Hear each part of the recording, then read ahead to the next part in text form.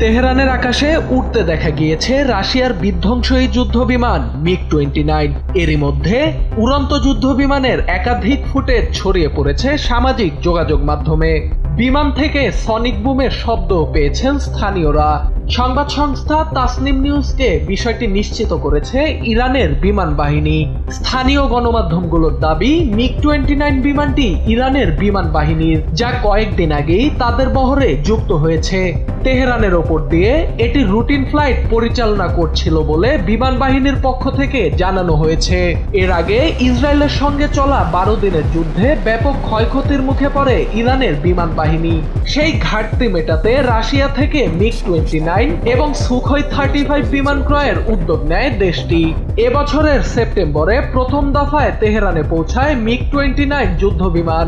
ধারণা করা হয় অত্যাধুনিক এই বিমানগুলো দেশটির ফার্স প্রদেশের সিরাজ বিমান ঘাঁটিতে মোতায়েন করা আছে।